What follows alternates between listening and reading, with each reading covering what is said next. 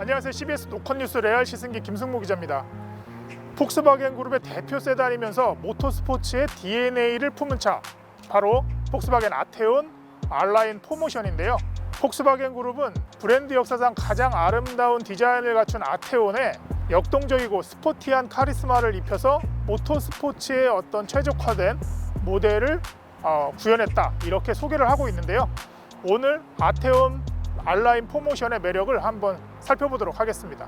전면부를 보시면 가로선이 도드라 보이는 이 라디에이터 그릴과 강인한 인상을 뿜어내는 이 프론트 범퍼가 이번에 새로 디자인 요소로 새로 적용이 됐고, 기본적으로 세단의 스포츠 패키지 결합이 조합됐다고 보면 되는데, 디자인 요소에서도 그런 역동적이고 어떤 스포티한 느낌을 좀 많이 주려고 그런 부분에 대해서 좀 힘을 준 것 같습니다. 중앙에 폭스바겐 그룹의 엠블럼이 보이고요. 라디에이터 그릴에도 보시면 이렇게 R라인을 상징하는 R 로고가 새겨져 있습니다. 본인 윗부분에도 보시면 캐릭터 라인을 두 군데를 양쪽에서 줘가지고 굉장히 날렵한 이미지를 좀 보여주려고 하는, 그런 인상을 뿜어내려고 하는 디자인적인 요소를 좀 차용한 것 같습니다.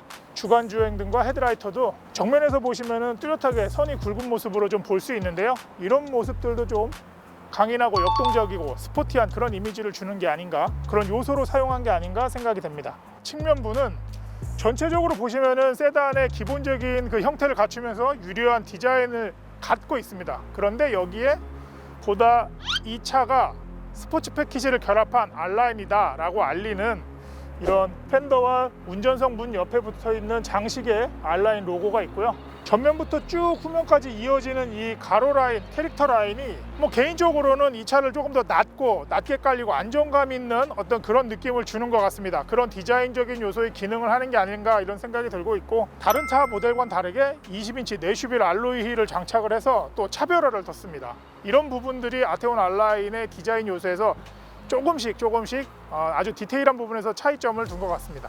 후면부는 리어 스포일러와 밑에 보시면 크롬으로 장식된 쿼드 배기 파이프라인이 보이실 텐데요. 이런 부분들이 이 차의 스포티한 이미지를 좀 완성한 듯한 그런 느낌을 주고 있고, 특히 이 트렁크 상단에 이 립 스포일러는 블랙 컬러를 지금 넣어가지고 약간 포인트를 줬거든요. 이런 부분들이 이 차가 약간 스포츠카와 같은 모터스포츠의 이미지를 좀 차용했다, 이런 부분들을 좀 알려주는 것 같습니다. 여기 보시면 폭스바겐 엠블럼이 크게 자리 잡고 있는데, 이 부분을 위로 누르시면 트렁크를 여는 스위치 기능도 하고 있고요. 발 동작만으로도 이렇게 트렁크를 열 수 있습니다. 지금 보시면 트렁크가 굉장히 깊게 좀 이렇게 공간이 마련되어 있는 걸로 보실 수 있는데요. 기본 용량은 575리터, 그리고 2열을 접게 되면 1557리터까지 확장해서 사용할 수 있습니다. 제가 지금 2열 자리에 앉았는데 기본 아테온과 크게 다르지 않습니다. 보시면은 레그룸 충분히 여유 있는 모습 보실 수 있고요. 다만 이 헤드룸은 아마 기본 모형도, 왜냐면은 재원이 같기 때문에 큰 차이는 났지 않을 텐데, 이 R라인이라고 해서 더 낮지는 않을 텐데요. 다소 약간 이게 디자인이 아래로 후면부로 떨어지는 디자인이 있기 때문에 헤드룸은 레그룸보다 그렇게 넉넉한 편은 아닌 것 같습니다. 성인이 탑승했을 때는 조금 아주 여유 있는 공간은 아닌 것 같고요. 요즘 전기차들을 많이 그래도 접해 보시기 때문에 특히 이렇게 가운데 블록 올라와 있는 센터 터널이 좀 생소할 수도 있긴 한데요. 이 아테온 같은 경우도 5인승이어서 뒷자리에 3명이 탈 수는 있는데, 이 3명 가운데 타시는 분들은 이 센터 터널 때문에 다소 불편한 감이 있지 않을까, 이런 생각은 좀 들어 보입니다. 기본적으로 만약에 성인 2명이 탔다고 하면은 크게 그렇게 비좁거나 불편할 것 같지는 않네요. 실내도 블랙 컬러로 포인트를 주면서 약간 스포티한 이미지, 그리고 R라인의 어떤 그 정체성을 좀 확연히 드러냈는데요.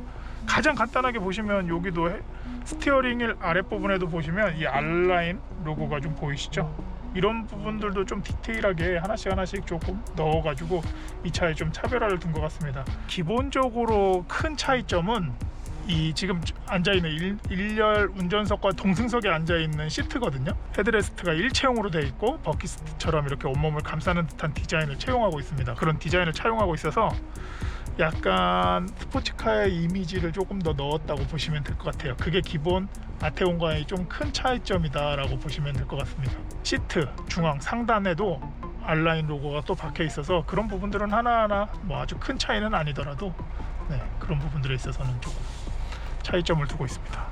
운전석 계기판은 12.3인치 클러스트를 통해 가지고 이 차의 주행 정보, 그 다음에 뭐 내비게이션 연동, 그 다음에 차량의 상태, 이런 부분들을 확인할 수 있고요.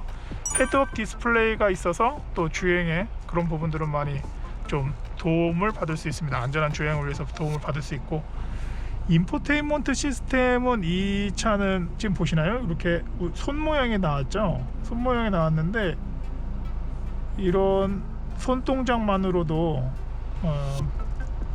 구현이 좀 가능, 기능 작동이 가능한 그런 요소가 있습니다. 그리고 뭐 생각보다 이렇게 터치감도 굉장히 좀 빠른 편입니다. 그리고 이 차에는 이제 저는 흔히 많이 말하는 직관적으로 다이얼, 소리 같은 다이얼을 조정하는데 저는 좀 이렇게 기본적인 아날로그식의 다이얼을 좋아하는데, 이 차는 이렇게 터치로 확인할 수 있고요. 그리고 공조장치 밑에 이렇게 하나하나 배열을 해서 그냥 정말 좀 군더더기 없고 터치로 주로 할 수 있는 그런 기능들을 위주로 담아 놓은 것 같습니다. 지금 보시면 기어 노브는 굉장히 좀 아날로그 감성이죠. 보통 요즘은 버튼식이나 다이얼식도 많이 나오는데 이거는 좀 기본형에 가까워서 그냥 차다운 그런 모습? 그렇게 생각하시면 될 것 같습니다. 옆에 보시면 자동차 모드로 에코, 컴포트, 노멀, 스포츠 모드 선택할 수 있고요. 버튼을 누르고 다음에는 터치를 해야 돼요. 다른 것처럼 이렇게 뭐 여기 이 버튼만으로 다 조작을 하는 건 아니고, 그리고 카메라 기능이 있고요. 보시면 자동차 360도 카메라 기능을 통해서 이 차의 지금 옆 주행 상태 등 확인할 수 있습니다. 그리고 무선 충전 가능하고요. 수납 공간도 이렇게 있습니다.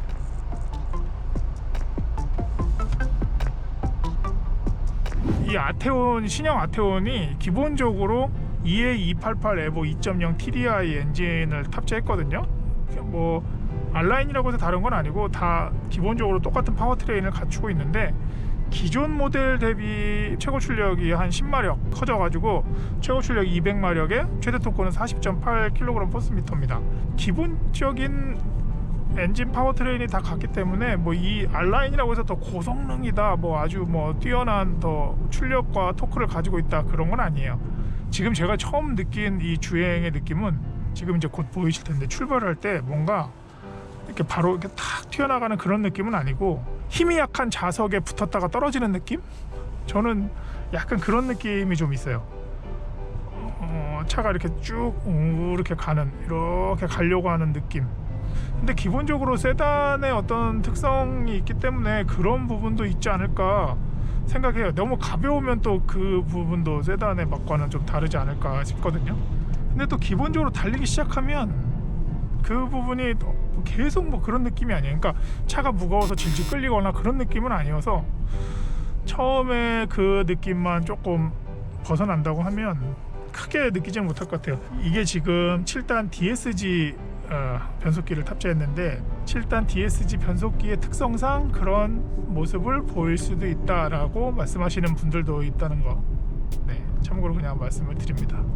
이 차가 버킷이 사실 이렇게 감싸고 있는 듯한 그런 모습을 띠고 있는데, 막 이렇게 쏠림도 조금 의자 자체가 잡아주는 형태로 돼 있어서 뭐 몸이 좀 편할 수도 있는 것 같고요. 지금 이 차는 디젤 트림인데 정차했다가 출발할 때, 뭐 가속할 때 이런 특유의 엔진음이 조금씩 들려오거든요. 그리고 외부에서 들려오는 불규칙한 노면이나 요철 같은 이런 지면 상태도 전해져 오죠. 소음이 조금 있긴 해요. 아주 소음이 100% 차단된다 그런 거는 아닌 것 같고요. 서스펜션 자체는 부드러운 그런 것보다는 조금 단단한 느낌이 더 있는 것 같아요. 그래서 차체에 느껴지는 어떤 진동이나 이런 부분들도 다 뭐 상쇄되는 게 아니라 조금씩 운전자에게 전달이 되고 있습니다.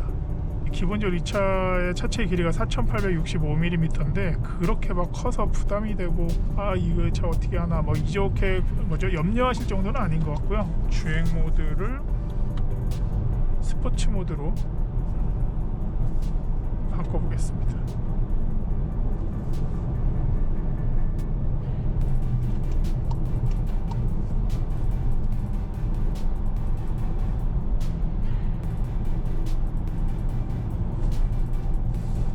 다시 컴포트 모드로 바꿨다가 스포츠 모드로 한번 바꿔서